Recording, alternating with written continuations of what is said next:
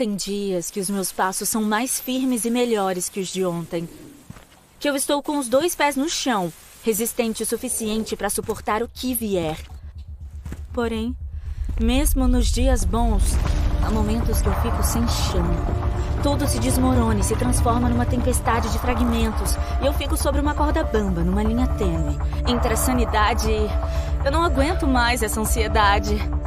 Já é difícil o suficiente ficar por um fio apenas com os meus pensamentos ou com a ameaça de ser devorada pelo buraco imenso embaixo dos meus pés. Focado em tudo, menos no que eu preciso, eu despenco, e nem mesmo o chão é capaz de me segurar. Caindo onde justamente eu tentava de toda forma evitar, não consigo nem descrever minhas emoções. A tristeza me invade e toma conta de mim, ou eu que invado minhas emoções? Não sei diferenciar. Como uma onda, tudo se transforma numa coisa só. Sou engolida pelo mundo, tento respirar fundo, mas meus pulmões estão encharcados de preocupação. Eu não consigo ver mais nada além de oceano. Então, eu me afundo.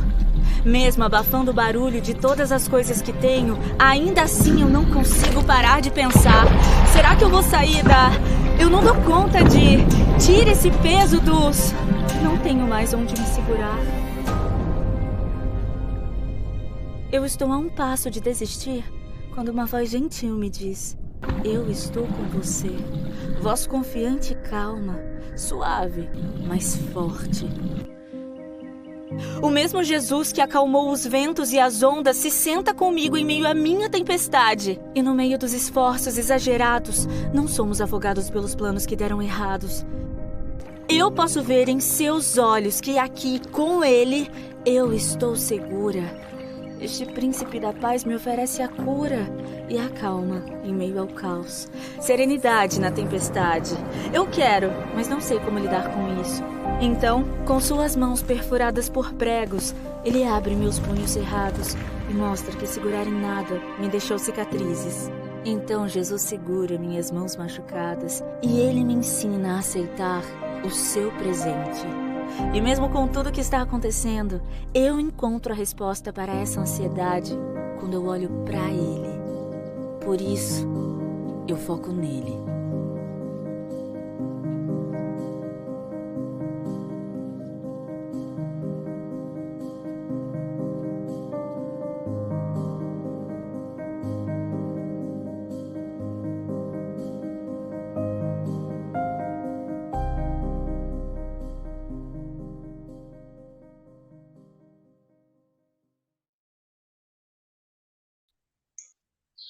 Olá, irmãos e irmãs, a graça e a paz do nosso Senhor e Salvador Cristo Jesus. Como é bom estarmos aqui para colocarmos a nossa vida, o nosso coração diante do Senhor. Estamos aqui reunidos para a nossa conexão de oração, um tempo de reflexão e um tempo também onde podemos orar e buscar a face do nosso Deus. Que eu e você possamos encontrar no Senhor, porque somente nele nós podemos encontrar tudo aquilo que eu e você precisamos, que possamos derramar a nossa vida e o nosso coração diante do nosso Deus. Eu convido você a se preparar para que nesses próximos minutos estejamos juntos, conectados, refletindo na palavra do Senhor, no Sermão do Monte, também derramando a nossa vida e o nosso coração diante do nosso Deus. Hoje nós estamos aqui para a nossa conexão de oração.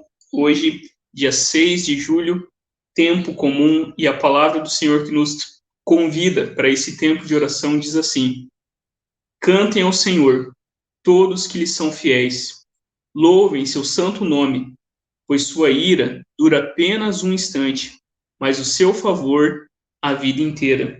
A palavra do Senhor também diz: Senhor, clamei a ti e disse, tu és o meu refúgio, a minha herança na terra dos viventes.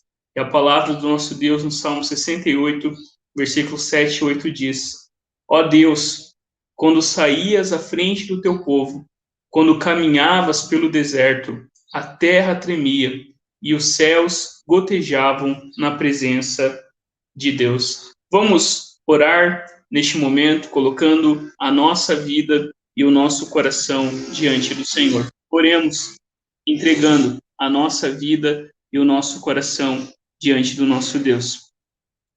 Pai bendito, Pai amado, nós te louvamos e te agradecemos por Cristo Jesus, o nosso Senhor e Salvador. Graças te damos, Deus, pelo teu amor, pela tua bondade, pela tua fidelidade. Graças te damos, porque a cada dia o Senhor tem sustentado a nossa vida. Nos lembra, Deus, tu és aquele que vai à nossa frente, tu és aquele que nos defende, tu és aquele que nos protege, tu és aquele que nos sustenta, e que a cada dia, Deus, possamos ter essa certeza no nosso coração sobre cada necessidade. Nos lembra que nada pode nos separar do teu amor. Nós queremos, Deus, também confessar diante de ti os nossos pecados, as nossas falhas, os nossos erros. Ó Deus, tem misericórdia de nós. Que em nome de Cristo Jesus, o nosso Senhor, o Senhor nos dê graça e capacidade para poder viver a tua vontade sobre cada área da nossa vida. Cuida, Deus, da nossa vida, que possamos realmente depositar toda a nossa confiança, toda a nossa expectativa, toda a nossa esperança no Senhor. Fica sobre nós, abençoe esse tempo de oração. Venha, Senhor, ao nosso encontro, fazendo a tua vontade e o teu querer sobre nós. Estamos aqui para te adorar, para te agradecer, para louvar o teu nome, Senhor. Em nome de Cristo Jesus nós oramos. Amém e amém. Amém. Queridos irmãos, queridas irmãs, nós estamos refletindo sobre esse tema, a cultura do reino, e hoje nós vamos dar continuidade à nossa reflexão baseado nesse sermão tão famoso e conhecido, esse primeiro discurso de Jesus que nós temos no Evangelho de Mateus. E nós estamos, então, nessa segunda rodada de reflexões, e hoje, dia 6 de julho, o tema é Palavra de Honra, a partir de Mateus 5, 33 até o 37. E a palavra do Senhor nos diz assim, Mateus 5, 33 ao 37. Vocês também ouviram o que foi dito aos seus antepassados. Não quebre seus juramentos. Cumpra os juramentos que fizeram ao Senhor. Eu, porém, lhes digo que não façam juramento algum. Não digam, juro pelo céu, pois o céu é o trono de Deus. Também não digam, juro pela terra, pois a terra é onde lhe descansam os pés.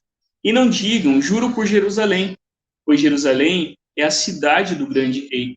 Nem sequer digam, juro pela minha cabeça, pois vocês não podem tornar branco ou preto um fio de cabelo sequer. Quando disserem sim, seja de fato sim. Quando disserem não, seja de fato não. Qualquer coisa além disso vem do maligno. Na versão A Mensagem nós lemos assim: não digam nada que não tenham a intenção de cumprir. Esse conselho está impregnado em nossas tradições. Vocês só pioram a situação quando jogam aquela conversa piedosa. Vou orar por você, mas nunca oram. Ou Deus abençoe você, mas falam apenas da boca para fora. As palavras não se tornam verdadeiras só porque foram enfeitadas com floreios religiosos. Na verdade, a tentativa de fazê-las soar mais religiosas as torna menos verdadeiras. Digam apenas sim e não. Quando vocês manipulam as palavras, cometem um grande erro. Vamos orar neste momento, colocando esse texto e a nossa vida diante do Senhor. Pai, fala ao nosso coração por meio da tua palavra, que em nome de Jesus possamos refletir, aprender, ó Deus, sermos ensinados pelo Senhor, que possamos realmente em tudo, nas nossas palavras, nas nossas ações, nos nossos compromissos, nas nossas promessas, que possamos refletir, Deus, o teu reino de verdade, de justiça, de sinceridade, de honestidade, de veracidade. Que em nome de Cristo Jesus possamos, ó Deus, ser testemunho do teu reino que já chegou em Cristo Jesus. Fica sobre nós, abençoa-nos e ajuda-nos, Deus, para que a gente possa realmente refletir a tua bondade sobre as nossas vidas e a vida das pessoas que estão à nossa volta. Em nome de Cristo Jesus nós oramos. Amém e amém. Queridos irmãos, o texto de hoje que nós estamos refletindo tem como tema palavra de honra. E como nós fazemos a cada semana, nós compartilhamos um trecho daquilo que num clássico da fé cristã, discipulado, de Dietrich Bonhoeffer, aonde ele escreve, citando esse trecho, comentando esse trecho, ele diz o seguinte: Deus, que é onisciente, vingará a mentira. Por que Jesus considera tal juramento um pecado de natureza satânica e maligna? Porque para Jesus o que importa é a verdade total. O mandamento da verdade total é apenas um sinônimo para a totalidade do discipulado. Apenas quem, no discipulado, está comprometido com Cristo, está na verdade completa. Nada tem a esconder de seu Senhor. Vive completamente aberto diante dele. É reconhecido por Jesus e colocado na verdade. É revelado a Jesus como pecador. Não foi ele que se revelou para Jesus, mas, quando Jesus lhe revelou em seu chamado, já soube que Jesus o reconhecera como pecador. A verdade total só existe quando o pecado é revelado e também é perdoado por Jesus. A verdade do discipulado baseia-se unicamente no discipulado de Jesus, no qual ele nos revela na cruz nosso pecado. Só a cruz, como verdade de Deus a nosso respeito, nos torna verdadeiros. Quem conhece a cruz já não teme a verdade. O juramento, como meio de confirmação da verdade, não se faz mais necessário, pois quem vive sob a cruz está na verdade completa de Deus. Só a verdade em relação a Jesus, quando há verdade em relação aos seres humanos. A mentira destrói a comunhão. A verdade, porém, destrói a falsa comunhão e cria no lugar fraternidade verdadeira. Não há discipulado de Jesus sem uma vida na verdade, revelada diante de Deus e dos seres humanos. Desde quando nós começamos a refletir no Sermão do Monte, nesse primeiro discurso de Jesus, nós temos refletido como, de fato, agora, por causa de tudo que Jesus fez, aquilo que Adão e Eva, aquilo que nenhum dos patriarcas, nenhum dos reis e nenhum dos profetas, nenhum dos sacerdotes pôde fazer, Cristo veio e cumpriu de forma perfeita, de forma realmente suprema, de forma realmente majestosa. Cristo vem e cumpre tudo que era necessário, obedecendo perfeitamente a lei, para que agora eu e você pudéssemos também viver conectados novamente com o Senhor. E como agora súditos do Rei Jesus, como discípulos desse Rei, a sua vida também é revelada na vida dos seus seguidores. O chamado de Jesus para cada um de nós é que possamos refletir esse novo reino, essa nova vida, esse novo caráter, essas virtudes que o próprio Cristo em nós faz com que a gente possa agora refletir. Então, Jesus, e a gente já viu, ele está fazendo várias contraposições entre uma determinada interpretação da lei que os religiosos faziam e aprofundando o real sentido e a intenção de Deus quando ele nos deu a sua lei. A lei nunca foi dada para nos escravizar, a lei nunca foi dada também para nos salvar, a lei foi dada para nos apontar para o Salvador, e o Salvador, então, nos capacita a cumprir plenamente a lei de Deus com a intenção que Deus colocou a lei para que nós pudéssemos viver. Então, quando nós entendemos isso, a gente não faz uma dicotomia entre lei ou graça, e sim, lei e graça andam juntos para que a gente possa realmente viver a vida que o Senhor tem para que a gente viva. E sobre esse tema, quando nós olhamos para esse texto, a primeira coisa que nós vemos aí Jesus falando é que Jesus nos chama a não quebrar o compromisso. Ele diz: vocês também ouviram o que foi dito aos seus antepassados.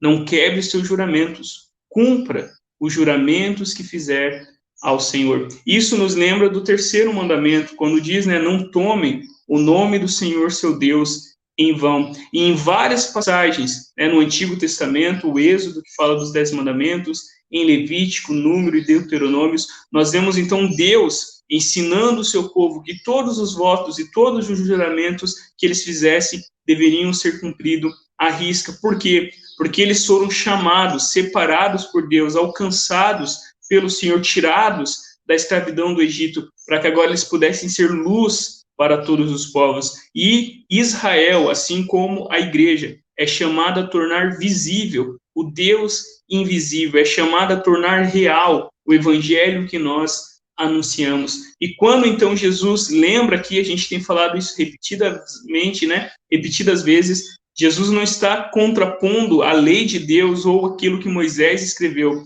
mas o que Jesus está realmente aqui confrontando é uma determinada interpretação equivocada, aonde os fariseus, eles usavam a lei para o seu benefício próprio, perdendo de vista que a intenção da lei de Deus era fazer com que o povo se alegrasse e se lembrasse da bondade do Senhor. Então, quando Jesus fala aqui sobre, olha, vocês ouviram o que foi dito, né? Não quebre os seus juramentos, não quebre os votos que você fez diante do Senhor. Jesus está falando para a gente não jurar de forma falsa, de forma negligente, mas também não falar falsamente. A gente é lembrado também, por exemplo, de um outro mandamento, né, não levante falso testemunho contra o seu próximo, e a gente aqui é lembrado exatamente de refletir, né, a graça de Deus, o poder do Senhor, não quebrando as nossas promessas, não quebrando o compromisso que nós firmamos. Por exemplo, a gente faz juramentos, né, os casados fizeram um voto, um juramento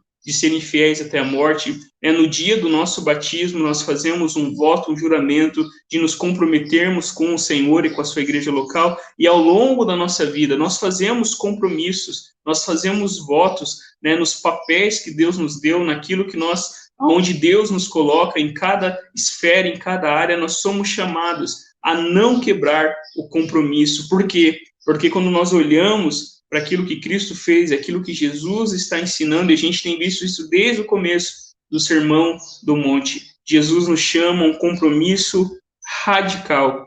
Jesus, ele vai no âmago, ele vai fundo na nossa pecaminosidade, na realidade daquilo que ele veio fazer. Se, né, os fariseus e os religiosos, os doutores da lei, se esquivavam da lei, criavam ali, né, mecanismos para tentar de alguma forma usar a lei para benefício próprio, desviando da intenção original de Deus, aqui Jesus fala que não. Nós não podemos quebrar os nossos compromissos, porque os nossos compromissos, os nossos votos, os nossos juramentos refletem aquilo que Deus fez através de Cristo Jesus. Quando nós olhamos para a Escritura, e um tema, principalmente no Antigo Testamento, muito rico, muito importante, é a ideia de aliança. Como Deus se comprometeu com o seu povo, como que Deus fez alianças ao longo da narrativa bíblica, alianças que eram renovadas, e Deus jurando, não porque Deus poderia falhar, mas porque nós, que somos falhos, que somos pequenos, que vacilamos, esquecemos muitas vezes da fidelidade e do amor de Deus. Quando, por exemplo, a gente vê em várias partes da Escritura, Deus jurando fidelidade, Deus dizendo que não se esqueceria da sua aliança, e até mesmo, né, o povo de Deus pedindo, lembra, Senhor, do teu juramento, lembra, Senhor, da tua aliança. Com isso, eles não estavam dizendo que Deus quebraria o seu juramento, mas com isso, eles mesmos estavam sendo lembrados de que Deus é fiel e de que Deus cumpriria as suas promessas. Deus jura não por causa dele, porque Deus é perfeito, Deus não volta atrás, Deus não erra, mas por causa da nossa debilidade, da nossa pecaminosidade, da nossa pequenez. E sobre isso, eu quero colocar uma citação para você, aonde esse comentarista bíblico ele diz o seguinte: a real solução do problema está no coração. A verdade deve reinar de forma suprema no coração. Por isso, na conversação diária com o nosso próximo, devemos evitar totalmente os juramentos. Pelo contrário, a pessoa deve tornar-se tão verdadeira, tão plenamente confiável, que suas palavras sejam acreditadas. Nós somos chamados, irmãos e irmãs, a não quebrar os nossos compromissos, a não quebrar as nossas promessas, pelo contrário, para refletir aquilo que o próprio Deus fez na cruz do Calvário. Por isso, apesar de nós vivermos em uma sociedade líquida, em uma sociedade onde a cultura, né, o descarte está realmente crescendo, nós somos chamados a realmente sermos fiéis nos votos que fizemos diante do Senhor, lembrando da sua aliança, lembrando do seu amor fiel e lembrando que é o próprio Deus quem sustenta a nossa vida e quem nos capacita a realmente não quebrar os nossos compromissos. Mas uma segunda coisa que a gente vê também aí é Jesus nos chamando a não comprometer a nossa honestidade. E não só a nossa honestidade, Jesus aqui está colocando, né, os nossos olhos, o nosso coração na realidade de que nós não podemos jurar por nada, porque tudo pertence a Deus. No texto a gente lê: eu, porém, lhes digo que não façam juramento algum. Não digam, juro pelo céu, pois o céu é o trono de Deus. Também não digam, juro pela terra, pois a terra é o descanso dos seus pés. E não digo, juro por Jerusalém, porque Jerusalém é a cidade do grande rei. Ele continua dizendo, e nem sequer jurem, né, pelo fio da sua cabeça, porque você não pode tornar um fio de cabelo branco ou preto. Com isso, Jesus estava confrontando o desvio que os homens naquele tempo, ao longo do tempo, fizeram da lei do Senhor. E eu quero convidar você a abrir aí em Mateus, capítulo 23. Nesse texto, Jesus, ele expande aquilo que ele está dizendo aqui de como, né, os líderes religiosos, os fariseus, haviam desviado a intenção da lei de Deus. Em Mateus 23, 16 ao 22, a gente lê assim: que aflição os espera, guias cegos. Vocês dizem não haver importância se alguém jurar pelo templo de Deus, mas se jurar pelo ouro do templo, será obrigado a cumprir o juramento. Tolos cegos. O que é mais importante, o ouro ou o templo, que torna o ouro sagrado? Dizem também não haver importância se alguém jura pelo altar, mas se jurar pelas ofertas sobre o altar, será obrigado a cumprir o juramento. Cegos. O que é mais importante, a oferta sobre o altar ou o altar que torna a oferta sagrada? Quando juram pelo altar, juram por ele e por tudo que está sobre ele. Quando juram pelo templo, juram por ele e por Deus que nele habita. Quando juram pelo céu, juram pelo trono de Deus e por Deus que se assenta no trono. Vejam como os líderes religiosos haviam distorcido o sentido da lei de Deus, e o negócio era mais ou menos assim: haviam algumas situações que você poderia jurar e não precisaria cumprir. Aqui é isso que Jesus está dizendo: olha, não jurem, né, nem pelo céu, né, que é onde Deus habita, né, não jurem, né, pela terra, porque é onde ele descansa os seus pés, não jurem nem por Jerusalém, porque é a cidade do grande rei, nem por vocês mesmos, porque vocês nem sequer controlam, né, a cor do cabelo de vocês, vocês não podem, né, controlar nada, então por que vocês vão ficar comprometendo todas essas coisas? E aqui o que Jesus está confrontando é o desvio da intenção da lei. Os fariseus, os líderes religiosos, em vez de viverem na verdade, em vez de cumprirem, serem homens de palavra, eles buscavam, né, mecanismos, eles buscavam, né, alguns atalhos para que eles pudessem se desviar do sentido da lei. E quando a gente pensa sobre isso, a gente é lembrado de algo muito importante, que toda a nossa vida é vivida diante de Deus. Coram Deo é uma expressão, né, da fé reformada que lembra que nós vivemos a nossa vida diante de Deus, que tudo que fazemos, tudo que pensamos, né, todas as nossas reações, tudo aquilo que nós fazemos, nós sempre estamos diante de Deus. A nossa vida está perante Deus. Enquanto os fariseus aqui minimizavam o sentido da lei e ficavam, né, tentando de alguma forma falar assim: ah, não, eu não jurei por Deus, então eu não preciso cumprir. Ou seja, eles estavam colocando em xeque, eles estavam tornando vulgar os compromissos que eles assumiram, os votos que eles fizeram, tentando de alguma forma, se jurar por isso não tem problema, quando na verdade não é esse o sentido da lei. O sentido da lei é a gente realmente entender que toda a nossa vida, tudo que fazemos, de bom ou de ruim, aquilo que é louvável, aquilo que não é louvável, sempre fazemos diante do Senhor. Eu lembro que a gente, quando era criança, a gente tinha mania, né, de cruzar os dedos, não é? Quando a gente precisava contar uma mentirinha, a gente cruzava os dedos achando que com isso, assim, a gente estava livre, né, desse mal e desse pecado. Era mais ou menos isso que os fariseus estavam fazendo aqui. E Jesus, ele confronta isso, dizendo que nós não podemos comprometer a nossa honestidade, não colocar nada em xeque, porque tudo, no fim, como eu coloquei ali, pertence a Deus. A gente não pode jurar pelo céu, a gente não pode jurar pela terra, nem pelo templo, nem pela nossa própria cabeça. Por quê? Porque tudo pertence a Deus. Os fariseus, eles dizem: olha, se você jurar por isso, não tem problema. Esquecendo que todas as coisas, tudo pertence a Deus. Por isso que Jesus aqui ele confronta e diz: olha, eu porém lhes digo, não jurem por nada, não comprometam a sua honestidade, pelo contrário, vivam com veracidade, cumprindo aquilo que vocês prometer e vivendo uma vida onde a gente não precisa de juramentos, onde a gente não precisa de garantias, porque a nossa garantia é que nós já vivemos diante do Senhor todos os dias. E sobre isso, eu quero compartilhar com vocês essa citação do R6 Pro, onde ele diz o seguinte: a grande ideia da vida cristã é coram Deo. Coram Deo capta a essência da vida cristã. Essa frase, literalmente, se refere a algo que ocorre na presença de Deus ou perante a face de Deus.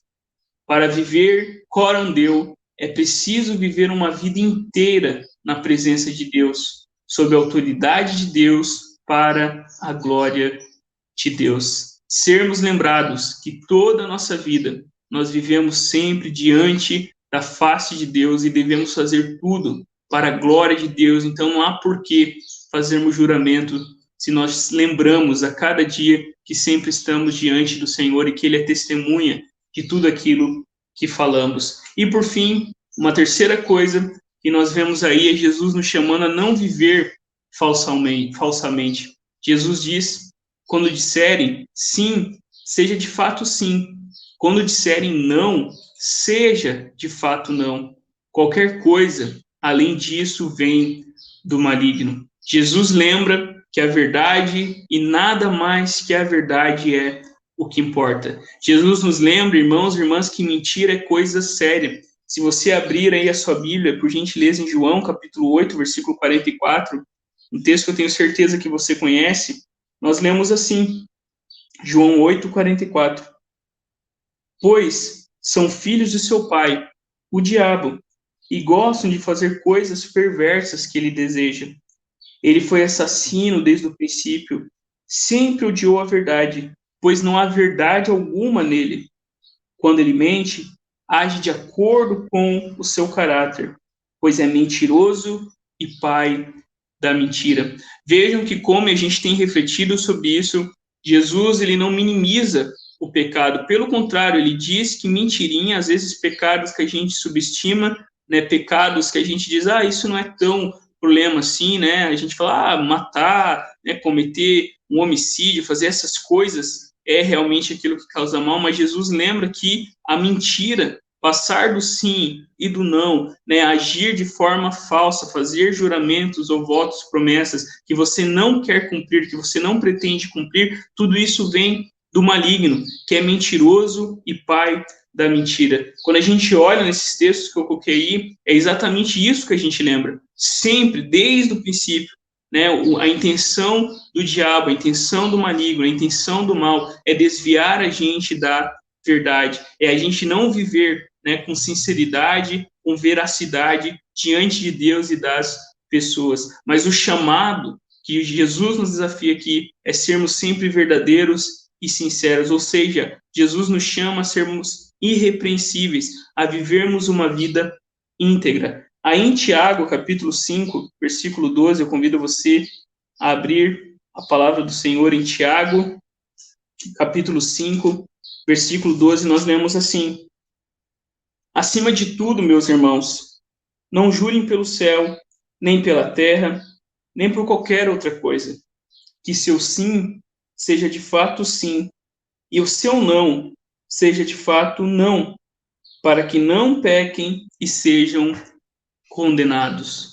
O chamado de Jesus, o desafio de Jesus para os seus discípulos é que a gente seja sempre, em todas as situações, íntegros e verdadeiros, não faltando com a verdade, mas refletindo o reino de Cristo que é marcado pela verdade, seja nas nossas conversas, seja nas nossas palavras, seja nos nossos diálogos, seja nos nossos compromissos, seja em qual esfera que for, na nossa vida comunitária enquanto igreja, na nossa casa, no nosso trabalho, na nossa vizinhança. O chamado do Senhor é que a gente sempre reflita a sua verdade, né? Jesus em nós nos capacita para que a gente não viva mais no reino da mentira, no reino do engano, no reino da falsidade, no reino em que realmente as pessoas vivem uma vida de propaganda enganosa, mas Jesus nos salvou e nos alcançou para que através da nossa vida nós pudéssemos refletir a verdade do Senhor. A igreja é o lugar onde todos nós somos chamados de fato a viver verdadeiramente diante do Senhor em nossos relacionamentos, né? Como Jesus nos ensina. Quando a gente disser sim, que seja sim. Quando a gente disser não, que seja não, que a gente não manipule as palavras, que a gente não brinque com aquilo que é realmente importante, porque qualquer coisa além disso, porque além disso que Jesus está dizendo é a mentira, é a falsidade, e isso vem do maligno, isso vem do inimigo, que é sempre mentiroso. Eu quero terminar com essa citação do pastor John Piper, onde ele diz o seguinte: nosso problema, portanto, é que temos um conceito muito pequeno de Deus e da verdade. Imaginamos que a verdade é insignificante e que podemos manipulá-la ao nosso bel prazer. Imaginamos que Deus está distante e só se preocupa com a sinceridade de nossas palavras quando seu nome é mencionado. Ambas as ideias estão erradas. A verdade é muito preciosa, mais do que podemos imaginar, e Deus está por trás de cada molécula do universo e se preocupa em que seus filhos falem a verdade.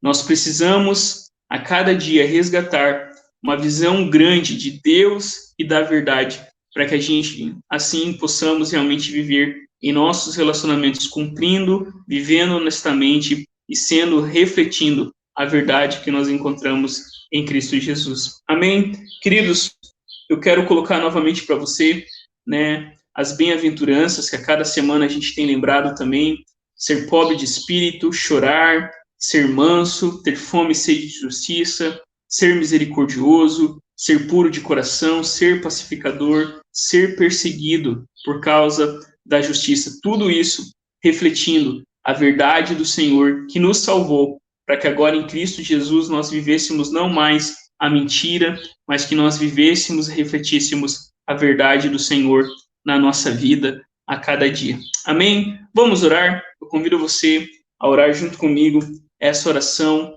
que nos lembra do cuidado do Senhor e de como Ele é aquele que de fato nos protege e nos sustenta em cada situação da nossa vida. Oremos. Vela ao Senhor amado pelos que trabalham ou vigiam ou choram essa noite. Ordena que os teus anjos guardem os que dormem. Cuida dos enfermos. Cristo Senhor, dá repouso aos cansados. Abençoa os que estão perto da morte. Consola os que sofrem.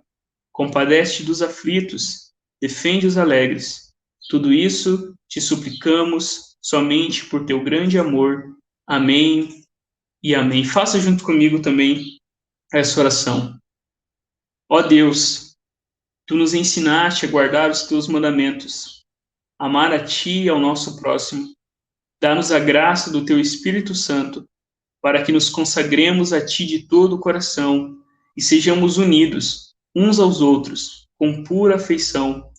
Por Jesus Cristo, teu Filho, nosso Senhor, que vive e reina contigo e com o Espírito Santo, um só Deus, agora e sempre. Amém e amém. Eu convido você a fechar os seus olhos neste momento, colocando a sua vida e o seu coração diante dele.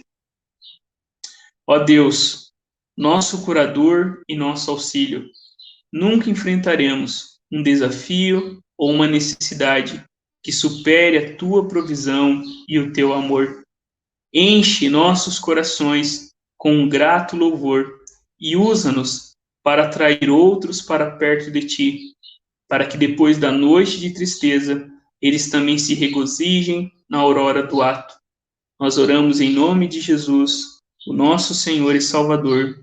Amém e amém. Amém. Meus irmãos, minhas irmãs, que Deus nos abençoe, que Deus nos guarde, que possamos a cada dia colocar a nossa vida, o nosso coração diante do Senhor, para assim viver a verdade do Senhor em todas as coisas, buscando em Cristo Jesus a verdade que realmente transforma a nossa vida e o nosso coração. Amém? Meus irmãos, minhas irmãs, fiquemos na paz, que o Senhor nos abençoe, que o Senhor nos guarde, que possamos viver a cada dia a nossa vida para a glória do Senhor. Nós nos encontramos novamente domingo, às 10 horas, na nossa live da Academia Bíblica, e domingo, às 19 horas, no nosso culto de adoração presencial, onde você é convidado a estar junto com a gente. Não se esqueça, neste domingo, nós teremos cantina na igreja. Traga um dinheirinho para que você participe deste momento de comunhão e também abençoe a sua igreja, para que a gente possa ter um recurso também para fazer aquilo que nós precisamos. Que Deus abençoe a sua vida e que a nossa vida seja marcada pela verdade do Senhor em todos os momentos, em todas as circunstâncias, e, sobretudo, a verdade do Senhor, que é o próprio Cristo, permaneça em nossa vida, em nosso coração. Fique na paz, que o Senhor te abençoe e te guarde, em nome de Jesus. Amém e amém. Você não sabe o que vai acontecer amanhã. Até ontem, tudo estava certo. Agora não está mais. Sua liberdade, vida social, planos, tudo mudou. Cada dia uma nova notícia. E você já não sabe em qual delas acreditar. É tanta informação, tantos sentimentos ao mesmo tempo. O medo te invade como um vírus. Mas não entre em desespero. Mesmo que o mundo não seja mais o mesmo. Mesmo que você não puder fazer nada por isso. Calma. Existe uma paz maior que o medo. Uma paz acessível, presente, que te ajuda a superar isso. Descubra essa paz em Jesus.